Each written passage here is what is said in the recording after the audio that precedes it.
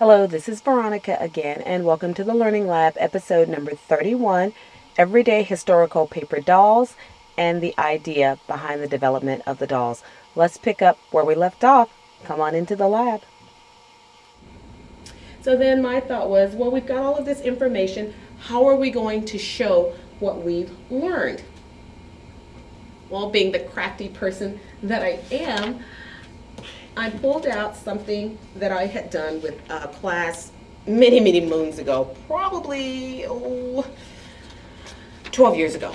But this is what we did as an icebreaker when school first starts. We all do those getting to know you things.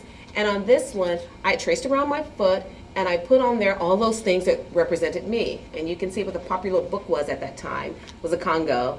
I love to travel. I love fruit, love music. There's a picture of me fishing because that's something I enjoy doing. There are the flowers, but I went on through this, money. I went on through this to give everybody an idea of what was important to me. So I thought, you know what? We'll walk in the footsteps of great American heroes and we'll cut out a foot and draw some pictorial or non-linguistic representations for the people. Okay, well, I was like, oh, technology has changed. This is new age. I can do better than that. So that's when I went to my paper dolls. So when it came time for my paper dolls, I cut out one for each person, and this is Rosa Parks. I started out cutting the eyes and the face and the mouth, but then as I shared it with the students what I changed my mind and decided I wanted to do with them, some of them said, well, what if we wanted to draw in our own faces? So I also cut out several of them without the face for those kids who wanted to be more creative, and then the eyes and the nose already cut out were for those kids who said, oh, I'm not the greatest artist, give me a little bit of help. And if you look at this one, you'll see where I did ink around parts of her body that would show, and that was just to give her a little more three-dimensional aspect. All of the paper dolls were cut at 5 inches, and I'll use the one that has a face. And I did write down all of the pieces that I cut out because I needed to know that as I set my Cricut working. But I cut out 2 different hairstyles for Mrs. Parks. I also cut some paper for her dress, and as you can see, I did do a little bit of inking on there. And then I cut shoes for Mrs. Parks, and right now she's missing one of them. But those are the 3 pieces that went on to her. And this is one that one of my students did that shows a close-up of how she put Mrs. Parks together. Now, as far as the non-linguistic representations, we went back to our graphic organizers and the students pulled out those things they felt were important. If you look at her bubble here, this shows the bus, and there's actually no one sitting on it. She went deep on that one. The one in the middle is when they were boycotting and picketing the bus line, and the very last one over here represents what she did as her work. Many people may not know that she worked as a seamstress in a department store in Montgomery. Another one that we did was George Washington, and this is Mr. Washington. His eyes were cut, just haven't been poked out, and you can see I inked to give him a little more dimension. Come out just a little bit. Now, when you're looking at Mr. Washington, I did cut some breeches for him because, mainly in his uniform, and I inked around those, again, to give them some depth. And for his jacket, which everything again was cut at 5 inches, I cut this, but it left the little cutout holes, and then I just cut a piece of orange paper and had the kids glue that to the back to cover it up. We put it on top with his breeches, gave him some boots, and everybody today seems to be missing a shoe. And then for his hair, I just had to be really creative and imaginative on it. So he's kind of blondish white hair with a little black trimming on it. Let me show you what he looks like put together.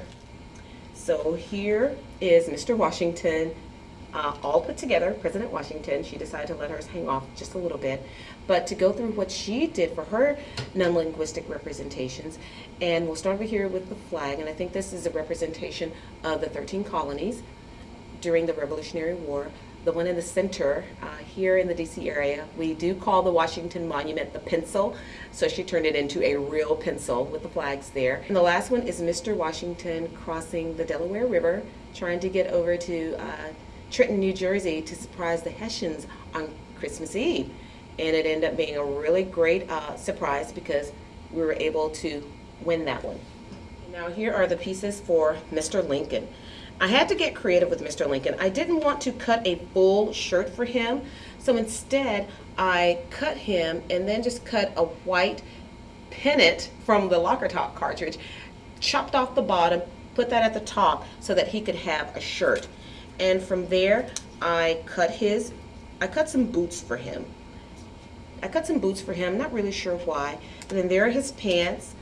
There's his long jacket that he is famous for wearing. So here's Mr. Lincoln. We might lose a boot. Dressed. And then also we just simply placed his little bow tie right at the top of his shirt, and then his hair went on top. Let's see him all put together. Now on this one, there's Mr. Lincoln, President Lincoln, and here are all of his pictorial representations. We'll start over here. Mr. Lincoln loved to read, and they're showing a book being read. The center one shows his assassination at Ford's Theater.